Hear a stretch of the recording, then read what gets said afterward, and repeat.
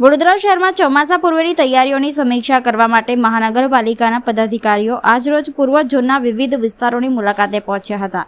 Mayor, deputy mayor, standing કમિટીના chairman, દંડક તેમજ શાસક પક્ષના નેતાએ પ્રી મોન્સૂન કામગીરીનું સ્થળ પર જઈ નિરીક્ષણ કર્યું હતું. પદાધિકારીઓએ વોર્ડ નંબર 6માં સમાવિષ્ટ હીરા શક્તિ મહોલ્લા સહિતના વિસ્તારોમાં ચાલી રહેલી કામગીરીની સમીક્ષા કરી હતી. નિરીક્ષણ દરમિયાન વરસાદી પાણીના નિકાલ, ડ્રેનેજ સફાઈ અને અન્ય પ્રી મોન્સૂન કામગીરી અંગે અધિકારીઓ પાસેથી માહિતી મેળવી હતી. મેયર તેમજ ચેરમેને પૂર્વ ઝોનના વોર્ડ ઓફિસર અને સંબંધિત અધિકારીઓને તમામ પ્રી મોન્સૂન કામગીરી સમય મર્યાદામાં અને ગુણવત્તા સાથે પૂર્ણ કરવાની સૂચના આપી હતી, જેથી ચોમાસા દરમિયાન નાગરિકોને કોઈ મુશ્કેલીનો સામનો કરવો ન પડે. આ કાર્યક્રમમાં મ્યુનિસિપલ કમિશનર અરુણ મહેશ બાબુ પણ ઉપસ્થિત રહ્યા હતા. તેમણે નકશાના આધારે પદાધિકારીઓ અને કોર્પોરેટરો સાથે વિસ્તૃત સમીક્ષા કરી અને વિવિધ વિસ્તારોમાં ચાલી રહેલી કામગીરીની પ્રગતિ અંગે માહિતી આપી હતી. જે અમે ઈસ્ટ ઝોનની મુલાકાતમાં આવ્યા છે, માન્ય મેયર, ડેપ્યુટી મેયર, સ્ટેન્ડિંગ કમિટીના ચેરમેન અને 5 પદાધિકારીઓ, સ્થાનિક કાઉન્સિલરશ્રીઓની સાથે અમે અહીંયા આવ્યા છે. અહીંયાનું સમસ્યાઓ શું છે એ પહેલાથી જ નક્કી કરવામાં આવ્યું અને જે સમસ્યાઓ બાબતમાં જે રીતે મુલાકાત લઈને હલ કરવું જોઈએ એ સ્થાનિક કાઉન્સિલરશ્રીઓ અને સ્થાનિક અધિકારીઓને સાથે રાખીને કરવા માટે નક્કી કર્યું છે.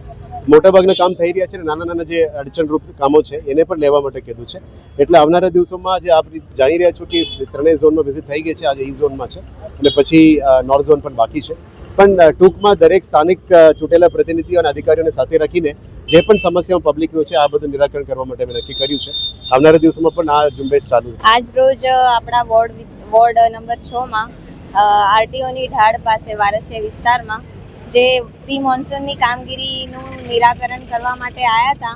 આપણા કમિશનર શ્રી ને mayor Shri, deputy mayor Shri ને બધા પદાધિકારીઓ, જેમને બધા અધિકારીઓની સૂચના આપી કે વરસાદની પહેલાં કામગીરી પૂર્ણ થાય અને આપણા વિસ્તારમાં પાણી ના ભરાય એનું સૂચના આપી. તે બદલ એમનો ખૂબ ખૂબ આભાર છે.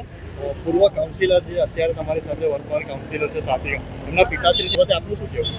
એમાં એવું છે કે જે પાણી, જે વરસાદીનું પાણી જે જાય છે એ એનું આઉટપુટ જે ઓછું છે તેના શું કે એના જે ભૂંગળા બદલવાના છે તો એનું કામગીરીનું સૂચના આપી છે. તો એ થઈ જશે તો પાણી ઓછું ભરાશે. તૂટેલી હાલતમાં શું કરશો? ભૂંગળા જે છે અહીંયાથી મોટા ભૂંગળા, અહીંયાથી વધારે પ્રેશરથી વરસાદીનું પાણી નીકળે છે, પણ ત્યાં જે છે નાના ભૂંગળા નાખેલા છે, જેના કારણે પાણી પાછું આવે છે.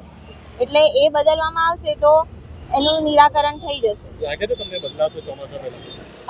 અત્યારના પરિસ્થિતિ જોઈને લાગી રહ્યું છે કે થઈ જશે. વિસ્તારમાં પાણી નહીં ભરાય એવી તમને લાગે છે? એવું તો ના કહેવાય કે પાણી નહીં ભરાય. પાણી તો થોડું ઘણું તો ભરાશે, પણ જે તે સમયે જેટલું વધારે ભર્યું હતું એનાથી થોડું રાહત રહેશે.